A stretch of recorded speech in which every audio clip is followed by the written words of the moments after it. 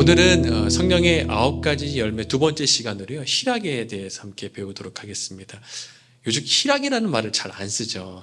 사실 영어로는 joy라고 합니다. 그러니까 기쁨이라는 그런 뜻을 가지고 있습니다. 먼저 우리가 이렇게 성경적인 기쁨에 대해 생각할 때 오해하는 게 두 가지가 있습니다. 첫 번째 오해는 뭐냐면요, 참된 기쁨이 외부에서 얻어지는 것이다 라고 이렇게 생각을 하는 것입니다. 예전 북부 이제 알래스카에서요 있었던 일인데, 어느 한 선교사님이 이제 알래스카에 가셔서 거기서 원주민들에게 이제 선교를 하시는 거예요. 예수님을 전하시는데, 이제 원주민들이 읽을 수 있는 성경책을 번역을 하면 좋겠다 해서 번역을 쭉 하고 있다. 이제 희락이라는 단어에 부딪히게 됐습니다. 이게 기쁨이잖아요. 희락을 이제 원주민들에게 어떤 단어로 번역을 해야지만 이들이 잘 이해할 수 있을까? 근데 점점 떠오르지가 않는 거예요. 그래서 이제 며칠간 이제 원주민들을 잘 관찰하게 됐습니다. 그러다가 이제 너무나 기쁨의 한 장면을 보게 된 거예요. 그것은 저녁에 알래스카 원주민들이 이제 썰매를 끄는 개들에게 먹을 것을 줄 때, 이제 개들이 막 주인에게 달려와가지고 막 꼬리를 막 치는 그 장면을 보면서 그 강아지가 너무나 행복해 보이는 거예요. 그래서 저것이 진짜 기쁨이고 희락이겠구나 생각을 해서 원주민들을 위한 성경에서 희락이란 단어를 꼬리를 흔들다라고 그렇게 번역을 했습니다. 그래서 아마도 이제 알래스카 원주민들은 선교사님께서 이제 번역하신 이 성경을 보면서 희락이라는 말을 읽을 때마다 자신을 향해서 막 기뻐하면서 꼬리를 흔드는 그 강아지의 모습을 상상을 하면서 아마 누구보다도 그 기쁨, 이 희락이라는 말을 잘 이해하지 않았을까라는 생각을 해보게 되었습니다. 여러분, 언제 기쁘셨어요? 언제 강아지처럼 막 꼬리를 흔들면서 막 기뻐 춤을 추면서 팔짝팔짝 뛰신 적, 그 기억이 혹시 언제이십니까? 첫 데이트 할 때이신가요? 아니면 취직이 되었을 때인가요? 아니면 사랑하는 사람과 결혼을 할 때였습니까? 아니면 나와 배우자를 닮은 너무나 이쁜 자녀가 태어나고 아빠, 엄마라고 이렇게 불러줄 때? 아니면 첫 걸음마를 할 때? 저는 다미가 처음 자전거를 탈 때 너무 감동받았거든요. 그래서 처음 자전거를 탈 때 혹시 그때인가요? 아니면 첫 집을 샀을 때, 아니면 좋은 차를 샀을 때, 아니면 내가 너무나 갖고 싶었던 어떤 물건을 가질 때 그 기쁨이 혹시 있으셨나요? 잘 아시지만 사실 이런 기쁨들이 오래가지 않는 거 잘 아시잖아요. 이런 기쁨들이 헬라어로 이제 마소스라고 하는데 외부로부터 오는 기쁨을 말하고 있습니다. 그래서 이것은 또 일시적인 기쁨입니다. 영원하지 않아요. 외부에서 오는 기쁨은 영원하지 않고 인생의 고통이 때로 찾아올 때마다 금방 또 시들어가는 게 또 이러한 기쁨입니다. 요즘 많은 현대인들이 환경이 나의 기쁨을 결정한다라고 그렇게 많이 믿고 있습니다. 만약 이런 생각을 갖고 산다면 환경이 좋을 때는 우리가 기쁘고 감사할 수 있지만 환경이 어려우면 이게 얼마나 절망적입니까? 환경이 나의 기쁨을 결정한다라고 생각을 한다면 환경이 어려우면 이만큼 절망적인 게 없는 거예요. 기쁨이 다 사라지는 것입니다. 그런데 이 중에서 우리가 크리스찬이라면, 신앙이라면 무엇이냐? 그것은 환경이 나의 기쁨을 결정하지 않는다라고 믿고 그렇게 아는 사람입니다. 외부에 보이는 환경들이 나의 기쁨을 결정하는 것이 아니라 환경을 초월하는 기쁨을 나는 가질 수 있다라고 믿고 그렇게 아는 사람들입니다. 성경을 보면 많은 사람들이, 많은 그리스도인들이 환경을 넘는 초월하는 기쁨을 간직하면서 살았습니다. 우리 그것을 이따 배울 것입니다. 성경의 기쁨에 대한 두 번째 오해는 무엇이냐면, 참된 기쁨은 정서적인 기쁨 상태를 계속 유지하는 것이다 라고 이렇게 믿는 것입니다. 데살로니가전서 5장 16절인데 이런 말씀이 있습니다. 항상 기뻐하라 라는 말이 있어요. 항상 기뻐하라. 이게 가능할까요? 항상 기뻐하라. 아마 이 중에는 요즘 내 삶에 웃을 일이 없고 신앙생활의 기쁨도 잃어버린 것 같고 우울감도 좀 느껴지는데 어떻게 항상 기뻐하란 말이야? 그래서 이런 항상 기뻐하라는 말을 들을 때마다 좀 부담되기도 합니다. 그리고 항상 기뻐하지 않는 내 모습을 보면서 마치 하나님의 명령을 어기는 것처럼 그렇게 생각마저 들기도 합니다. 그래서 어떤 그리스도인들은요, 기쁘지 않은데도 마음에 전혀 기쁨이 없는데도 억지로 기쁜 척, 아무렇지 않은 척 그렇게 연기를 하기도 합니다. 지난달에 저희 가족이 이제 옐로우스톤에 다녀왔는데 이틀에 거쳐서 이제 옐로우스톤을 갔습니다. 장시간 이제 로드 트립을 하면서 가니까 아이들도 이제 뒤에 타면서 힘들었겠죠. 처음에 여행 갈 때는 막 소리 지르고 하면서 막 지네들끼리 이제 놀면서 막 장난치면서 이렇게 가다가 이제 시간이 점점 길어지니까 셋이 있으면 꼭 편을 먹고 2대1로 편을 먹고 꼭 싸워요. 근데 보통 이제 막내가 혼자 왕따 돼서 이제 형이나 누나나 편을 먹고 싸우거나 뭐 그렇게 있습니다. 그러니까 막 갑자기 편 먹고 엄마 아빠 운전하는데 엄마 아빠 뭐 형이랑 누나가 편짜 하면서 막 뭐 싸우고 울고 뭐 소리 지르고 막 뒤에서 난리가 난 거예요. 그다음 이제 옐로우스톤에 딱 도착을 했습니다. 도착하니까 너무나 아름답더라고요. 그래서 제가 삼남매 보고 빨리 내리라고 우리 사진 찍자고. 그다음에 사진을 찍는데 제가 삼남매를 이제 어릴 때부터 훈련을 시켰어요. 사진을 찍으면 이제 짝씩 웃는 거를. 그래서 얘네들이 이제 카메라를 들이대면 짝 웃는 거예요. 좀 전까지 막 차 안에서 엄청 싸웠는데 사진 한번 보여주시겠어요? 싸우다가 이제 딱 사진 찍으니까 그렇게 씨 웃는 거예요. 갑자기 제가 막 소름이 돋더라고. 뭐야 얘네들 막. 서로 바라보니까 서로 바라보면서 막 웃고 그러다가 카메라 또 끝나니까 또 막 싸우고 뭐 그런 일이 있었어요. 하나님께서 우리에게 항상 기뻐하라라고 하신 말씀, 이렇게 막 아무렇지 않은 척, 기쁜 척 연기하라라고 하신 말씀일까? 의학계에요 3대 해피메이커 약이 있다고 합니다. 그러니까 이 약이 만들어지면서 사람들이 행복해졌다라고 그래요. 근데 그 중에 하나가 뭐냐면 항우울 치료제인 바로 프로작이라는 약이라고 합니다. 예. 프로작이라는 약이 이제 일라이 일리라는 제약회사를 통해서 1987년대에 만들어졌다라고 하는데, 이 항우울제 치료제가 한 해에요 전 세계 27억 달러, 한 30조 원치를 팔렸다고 그래요. 어마어마하게 팔린 거죠. 이 약은 뇌신경 전달 물질인 세라토닌을 조정해서 슬픔을 좀 억제시키고 좋은 감정을 느끼게 한다라고 말합니다. 많은 그리스도인이 착각합니다. 성령의 열매는 마치 우리가 이 프로작을 먹는 것처럼 기쁨을 계속해서 유지하고 슬픈 감정을 잘 느끼지 못하고 기쁨만 유지하는 이런 상태가 성령의 열매를 맺는 기쁨의 열매를 맺는 것이 아닐까라고 생각을 합니다. 좀 더 심하게 나가면 아예 슬픈 감정을 딱 불락시키고 기쁜 감정만 계속해서 갖게 해서 정서적으로 기쁜 상태를 계속해서 유지하는 것, 그것이 성령의 열매 기쁨을 맺는 것인가? 극단적인 은사주의자들 교회들이 있거든요. 거기는 그렇게 생각을 해요. 막 이 기쁨이 성령의 열매이기 때문에 우리가 기쁜 상태를 계속 유지해야 된다. 그래서 예배 시간에 막 깔깔깔깔 하면서 막 그런 웃음소리를 계속해서 나고 이것이 성령의 열매다. 성령이 지금 운행하는 거다라고 얘기합니다. 더 나아가서는 막 사람들이 막 동물처럼 기어다니기도 해요. 그래서 이게 기쁨을 몸으로 표현하는 것을 막 떼굴떼굴 부르고 눕기도 하고 막 아주 그냥 난장판인 그런 예배 현장이 있기도 합니다. 정말일까? 오늘 본문에서 말하는 성령의 열매, 기쁨이 과연 그것을 말하는 것일까? 막 감정적으로 막 고조되고 막 흥분돼가지고 이 상태를 계속해서 유지하는 것이 과연 하나님께서 우리에게 원하시는 것일까? 24시간 365일 그런 감정 상태를 유지하는 걸 하나님 바라시는 것일까? 과연 성령의 열매, 기쁨이 항상 기뻐하라는 것이 그런 뜻일까? 죄가 없으신 예수님은 완벽한 삶을 사신 분이십니다. 그렇다면 그분은 슬픈 감정이 없이 24시간 365일 항상 감정적으로 이제 기쁜 상태를 계속해서 유지하면서 하셨는가? 성경 보면 그렇지 않아요.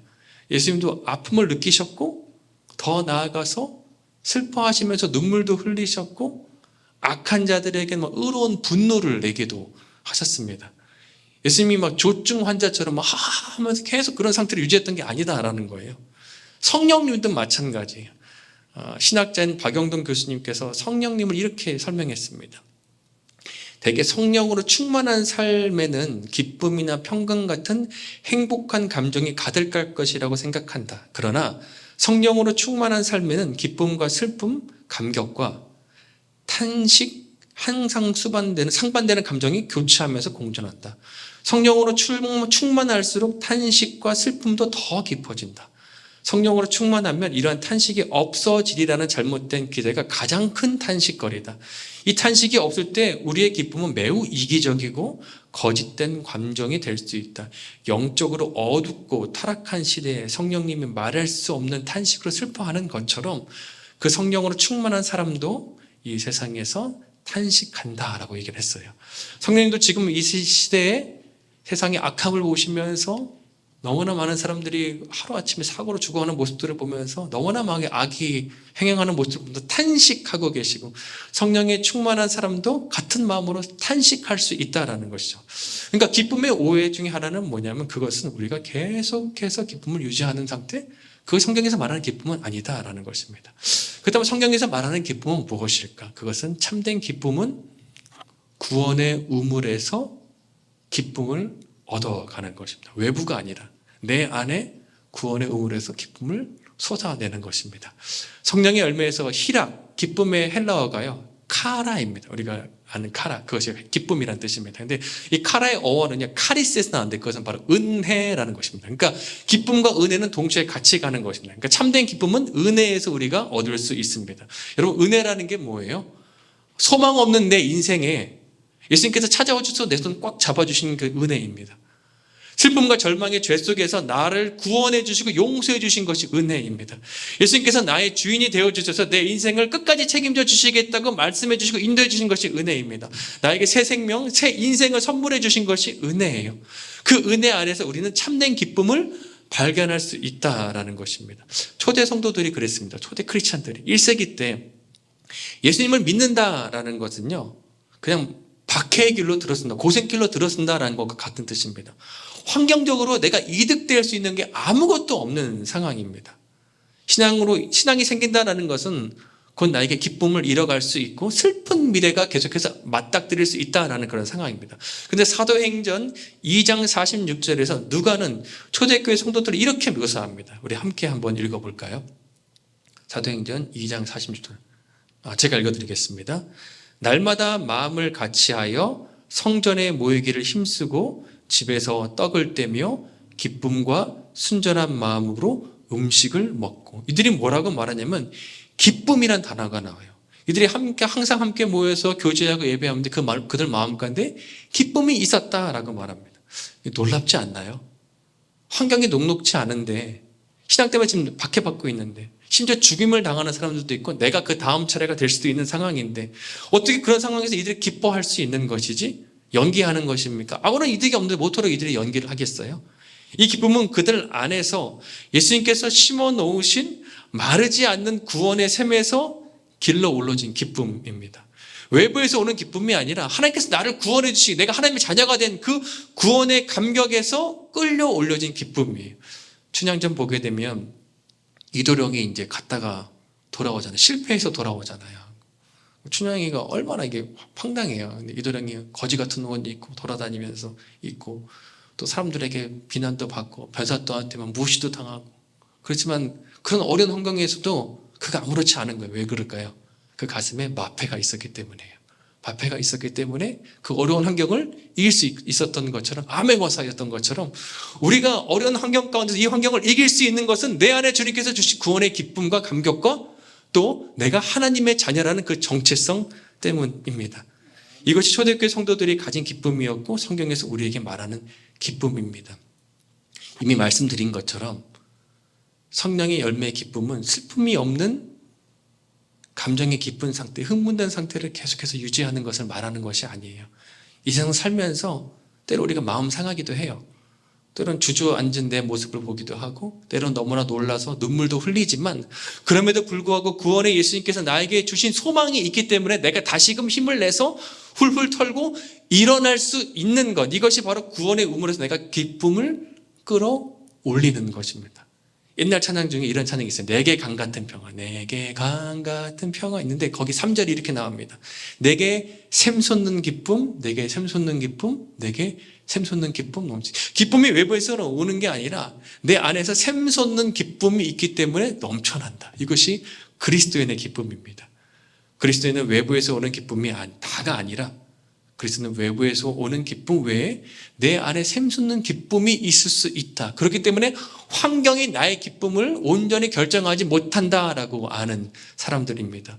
무엇을 먹고 무엇을 마시고 누구와 지내는 것으로 나의 기쁨을 결정하지 마시고 예수님께서 주신 구원의 은혜, 내 영혼 주님 것이기 때문에 내 영혼은 늘 안전합니다 라면서 그 안정감 안에서 끌어올릴 수 있는 그 기쁨을 모두 건져내는 저와 우리 모두가 되기를 소망합니다.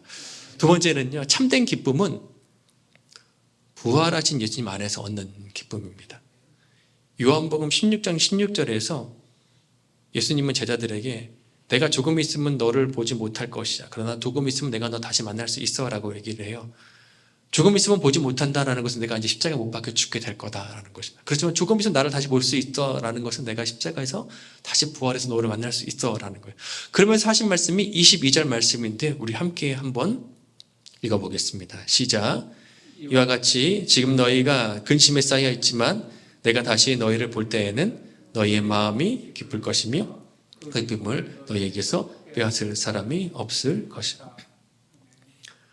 부활의 예수님을 만나면, 그 예수님을 믿게 되면 여러분의 심겨진 기쁨을 누구도 빼앗을 수 없다라고 말하고 있습니다.